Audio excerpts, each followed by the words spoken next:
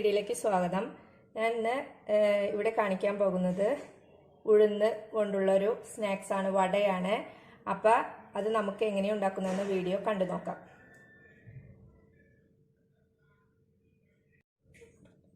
അതിനാവശ്യമായിട്ട് 250 ml ഒരു കപ്പിൽ ഉഴുന്ന് എടുത്തിട്ടുണ്ട്. അത് നമ്മളിതിലേക്ക് ഇട്ട് കൊടുക്കാം. അത് മുങ്ങിക്കിടക്കുന്ന വിധത്തിൽ വെള്ളം ഒഴിച്ചു കൊടുക്കുക. എന്നിട്ട് 1 മണിക്കൂർ നമ്മൾ കുതിരാൻ വയ്ക്കുക.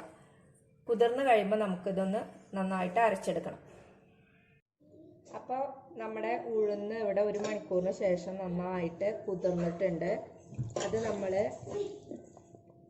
വെള്ളം നന്നായിട്ട് വാറ്റി കളഞ്ഞ ശേഷം നമ്മൾ ഈ ജാറിലേക്ക് ഇട്ട് കൊടുത്തിട്ട് നല്ല വെള്ളമില്ലാണ്ട് പേസ്റ്റ് പോലെ അരച്ചെടുക്കണം. അഥവാ അരയ്ക്കാൻ പറ്റുന്നില്ലെങ്കിൽ ചെറുതായിട്ട് വെള്ളം ഒന്ന് തെളിച്ചു കൊടുക്കാം. ഇത് നമുക്കൊന്ന് അരച്ച് കൊണ്ടുവരാം. അപ്പോൾ നമ്മൾ നല്ല പേസ്റ്റ് പോലെ ഇത് അരച്ചെടുത്തിട്ടുണ്ട്. അധികം ലൂസാവാൻ പാടില്ല. എന്താണെന്ന് വെച്ച് കഴിഞ്ഞാൽ അപ്പോൾ നമുക്ക് റൗണ്ട് ആക്കിയിട്ട് അത് നമുക്ക് പൊരിക്കാനായിട്ട് ബുദ്ധിമുട്ടായിരിക്കും. അപ്പോൾ ഈ തിക്നെസ് വേണം നമ്മുടെ മാവിന്.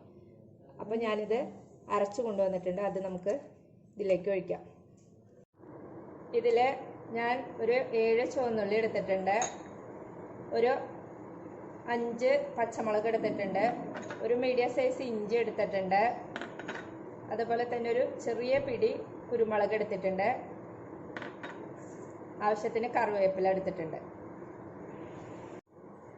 അപ്പോൾ നമ്മൾ ചുവന്നുള്ളി നമ്മൾ ചെറുതാക്കി അരിഞ്ഞിട്ടുണ്ട്, അത് ചേർത്ത് കൊടുക്കുക.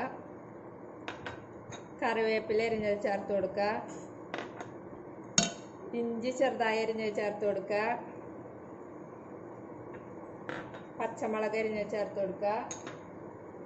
കുരുമുളക് നമ്മൾ ക്രഷ് ചെയ്തെടുത്തതാണ്, ഒന്ന് ചതച്ച് എടുത്തതാണ്, അത് ചേർത്ത് കൊടുക്കുക.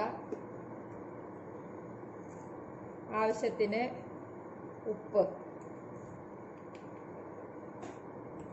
എന്നിട്ട് നമ്മളിത് നന്നായിട്ട് ഇതിൽ മിക്സ് ചെയ്യാം.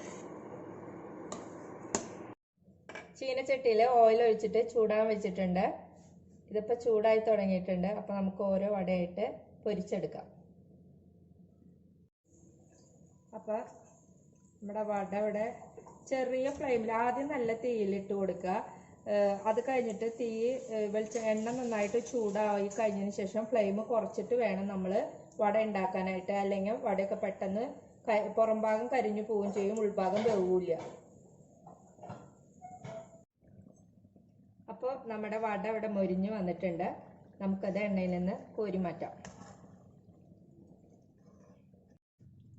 അപ്പോൾ അടുത്തതായിട്ട് നമുക്ക് വീണ്ടും വറുക്കാനുള്ളത് എണ്ണയിലേക്ക് ഇട്ട് കൊടുക്കാം.